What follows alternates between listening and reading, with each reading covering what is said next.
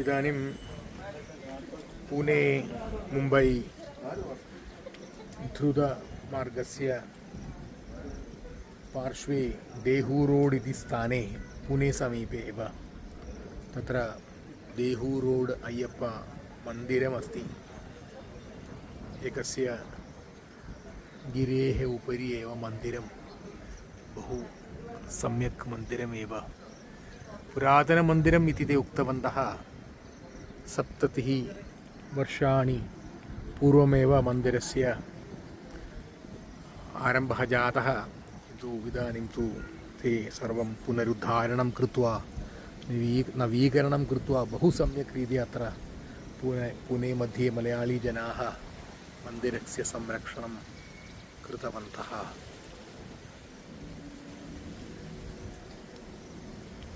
अत्र अस्माकं सुरक्षासेनायां भारतस्य बहवः मलयाळीजनाः कार्यं कुर्वन्तः सन्ति।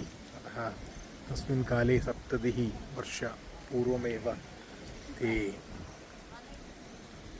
मन्दिरम् आरम्भं कृतवन्तः। मलयाळीजनाः अत्र आगत्य किञ्चित् सुरक्षास्थानमेव, अतः इतः छायाचित्रनिर्माणं, चलनचित्रनिर्माणं ते इदानीं अत्र कर्तुम् अनुमतिः न दत्तवन्तः। अतः मन्दिरस्य अन्तः अहं न कर्तुं शक्तवान् एव। शबरी हिल्स् इति एतस्य स्थानस्य नाम, बहु सम्यक् एव। पश्यतु, इतः कानिचन दृश्यानि पुणे नगरस्य चित्राणि एव। इतः मन्दिरे इदानीं कर्कटकमासस्य कर्कटकमासस्य रामायणपारायणं सर्वं कार्यक्रमाणि तत्र भवति एव। बहु सम्यक्, प्रथमवारमेव अद्य अत्र आगतवान् अहम्। अद्य दिनाङ्कः 24/2020 वर्षस्य 8 दिनाङ्कः एव।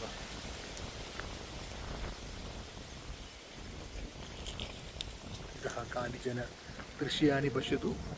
मन्दिरस्य इतः मन्दिरस्य किञ्चित् सम्यक् रीत्या द्रष्टुं शक्नुमः, किन्तु मन्दिरस्य अन्तः गत्वा छायाचित्रस्वीकरणं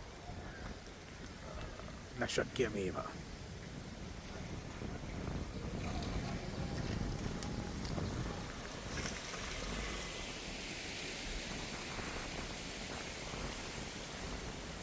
बहु सम्यक् रीत्या एव मन्दिरस्य परिरक्षणं ते कृतवन्तः अद्य अत्र।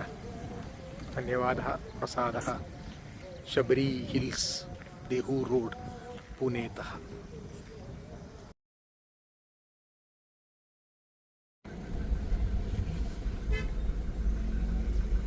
मन्दिरात्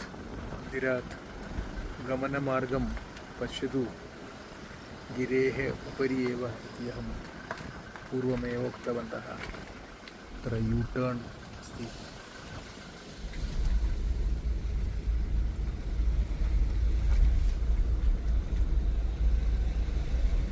बहु